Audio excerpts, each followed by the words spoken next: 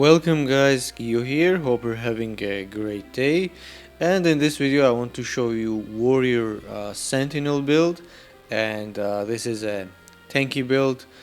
Before we dive into details, I just want to share a couple of words about the build. First of all, as usual, we use craftable gear to focus on the actual build and see how that works instead of legendary equipment. And also let's focus on the couple of things about the warriors and sentinel specifically. So usually warriors are not as great tanks as the brutes or swordsmen, because simply they do not have the skills to negate the damage they take. For example, with swordsmen you can get deflection, riposte, same with the brute, you get defensive buffs and so on.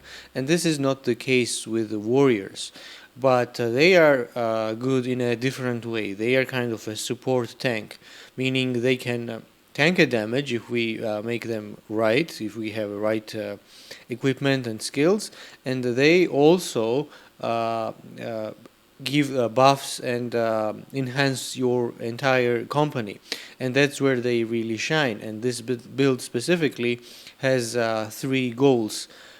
First is it is to tank the damage and make sure that we can hold the line, so then our damage dealers can go and deal the damage to enemies and eliminate them. Second goal is to, because of the skills that we have for a warrior, is to really buff our teammates, make them stronger, and give them really nice buffs, which makes the entire team very effective.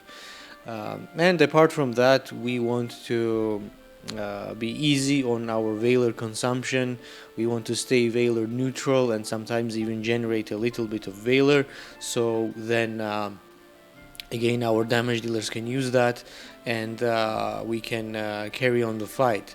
So that's also another way the supportiveness of this build and this tank expresses itself.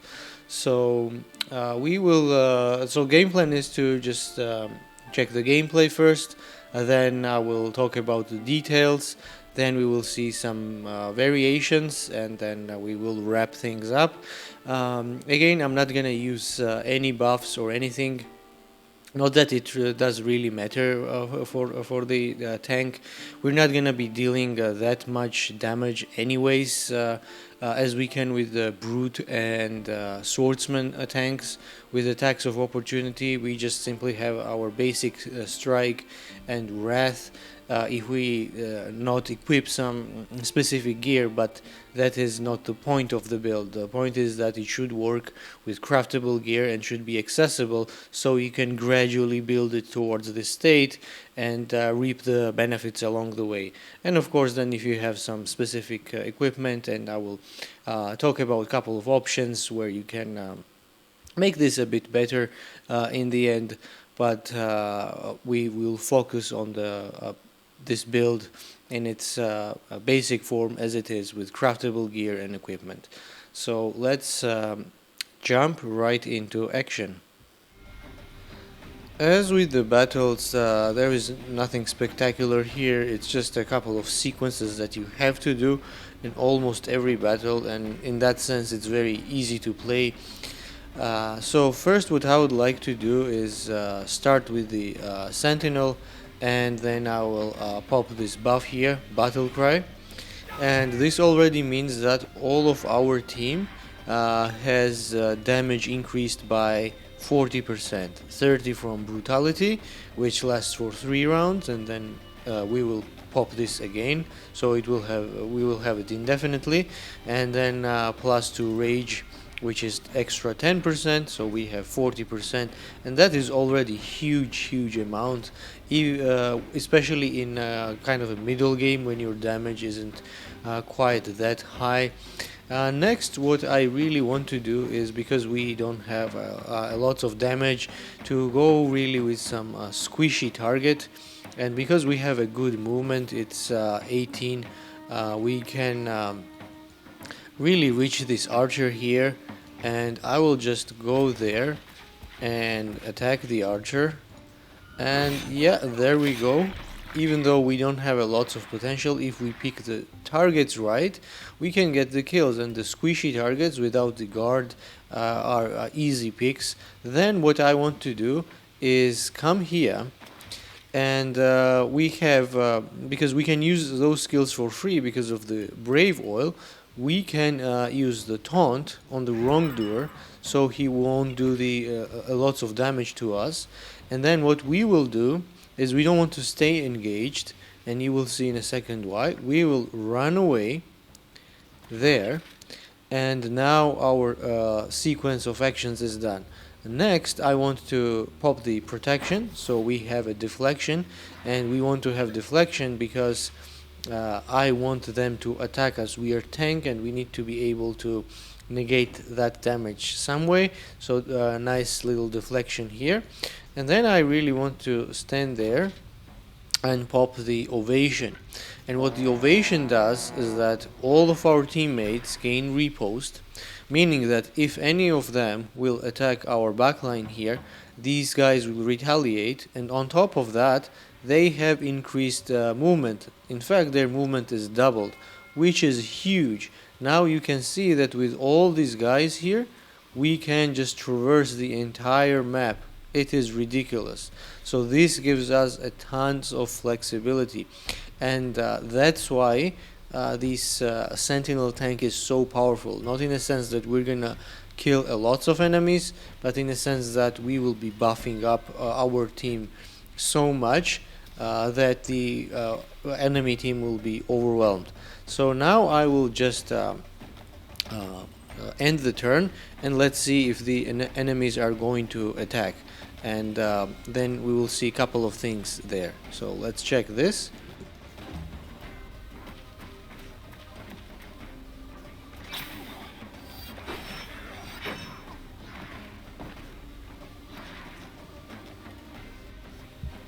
So let's analyze what happened there. You remember when I popped the ovation? So we gained the repost, and also we have a helmet stamp, enhanced visibility, and whenever enemy is going to engage us, we are going to retaliate with the attack of opportunity. And because we have that helmet stamp, and because we had the repost, we essentially deleted their damage dealer. So we baited them into attacking us, and we retaliated 2 times. So now moving forward, we don't have the repost, but if other enemies come, we will at least attack them once. So maybe let's end this turn again and see if this guy will attack us, and let's see the damage that we can do.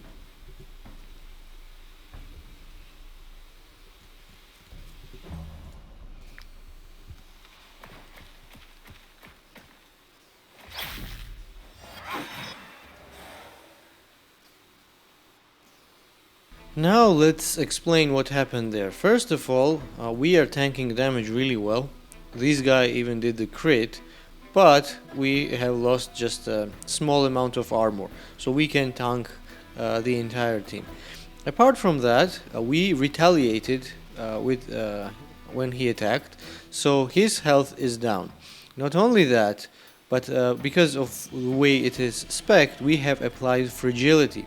So not only this enemy is in a bad shape right now because of the low health, they will also take 30% more damage, and 30% more damage is really good. You know, we can just delete this character.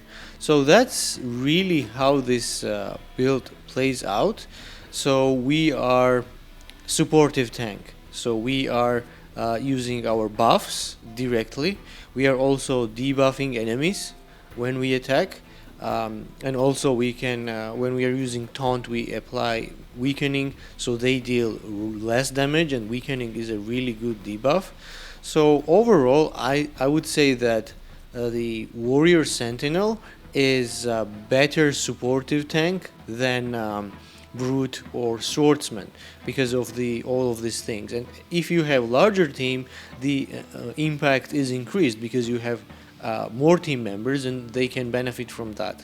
So That's really it for the gameplay. There is not much to show there. You essentially do the same thing in almost every situation, and because we are a tank, we are tanking damage. You can, move into enemy lines and kind of trick them into attacking, and so on. So overall, this is a very solid build. I really love that.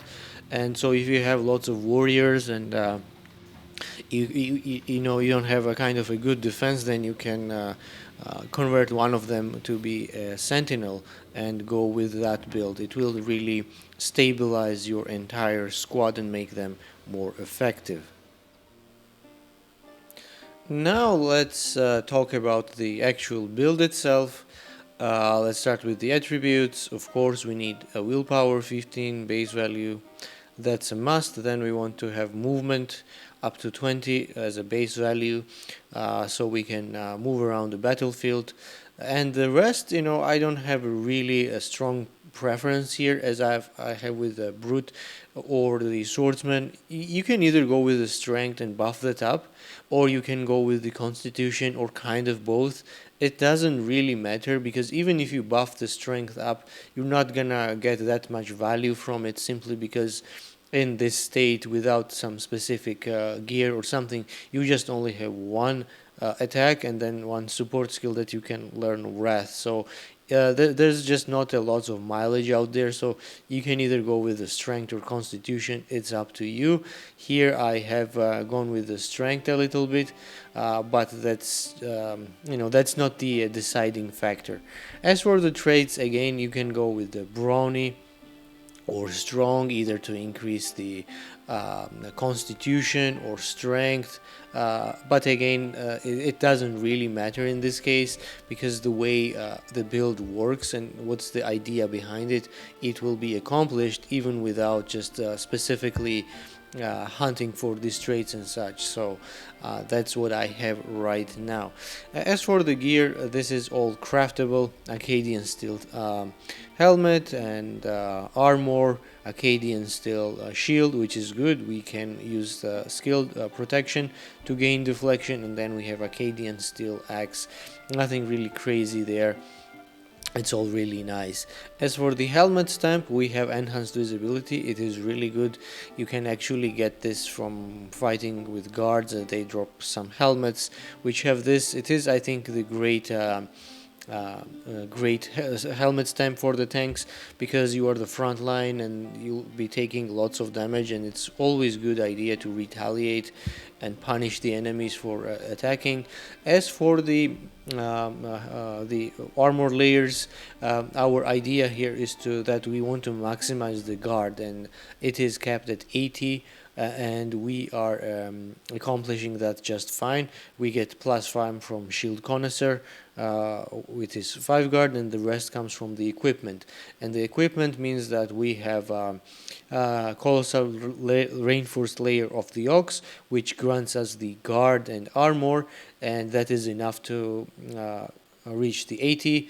And then we have the layer of the stack, simply because I want to increase the armor and a bit of strength. But you can go with anything there that increases armor and some other stat.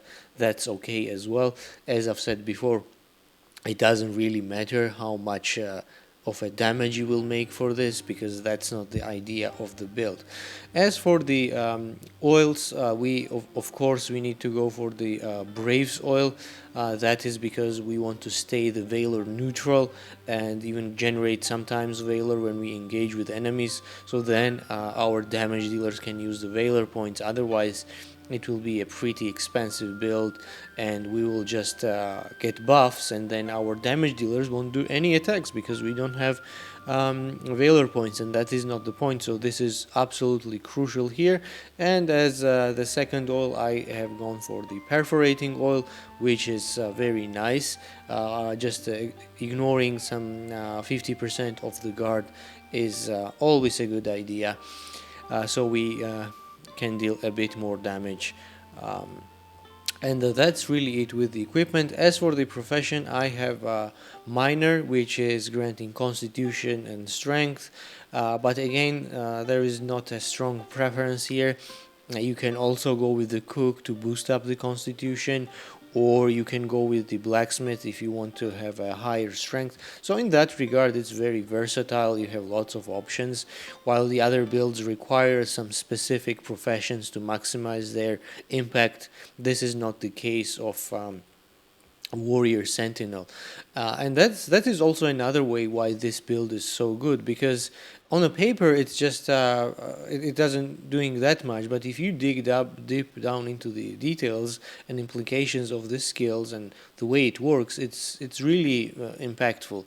So I highly recommend, if you don't have any tanks, to go for Warrior Sentinel. It will just make your entire team super effective.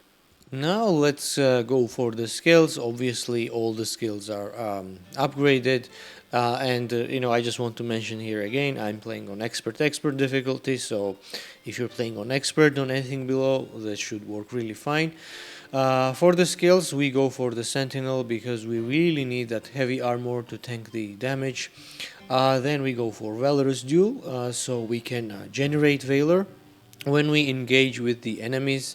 Then at level 5, not a really great options there. We can go for Recklessness to really increase the damage for the first attack in the fight, so we can at least kill one enemy. It is also good. Then on level 8 we absolutely need to go for the Battle Cry. It is amazing buff, just increasing your entire damage output, and we don't want to miss that. At level 10, this is I think the only kind of a tanky passive ability that the Sentinel has, Warrior, and we have a 25% chance to dodge any attacks, and it kicks more often than you would expect. So it's really nice addition there. I've had the times where I would just dodge the huge attacks from bosses and such, and it's really nice. Unfortunately, we didn't get this in the gameplay, but that's also something to not miss. The Lone Wolf, I think it's not necessary because, yeah, I mean, damage taken is good, but we are already rocking the 80 guard, and damage is already reduced, and we have the repost and deflection and so on from the shield skill, and so I prefer this. And then at level 12 we go for First Blood. It is awesome, and I have to mention here that First Blood means that the enemy unit needs to have the full health, not necessarily a full armor. So because we strike first, we deal more damage, and we are also applying fragility. So if we do not kill the enemy, then our teammates have easier time dealing with them. As we have seen in the gameplay, when the rogue attacked us, we retaliated, dealt lots of damage, but also applied the fragility. So I think that is good. Another risky option can be to go for fanaticism, to just increase fury and then have some extra rage stacks. But losing health for a tank is kind of not good, at least not for me. So I would just stick with that. As for the other skills, I would recommend to learn all of them. Wrath, First Aid is good, Run is great to disengage, Aim is good, even though you might ask, oh, why do we need this? Maybe there are some throwing weapons out there that we need to throw, and we just need a little bit more distance, so we can take advantage of that. And obviously Taunt is a must for any tank, so I would suggest to go for this. And also don't forget to upgrade all of your skills, otherwise the build will be suboptimal. Now let's talk about the gear variations for the Warrior Sentinel. Obviously, if you can get some other shields with damage, that is good. In that case, you will get the extra kick from that, so if you have it, go for that.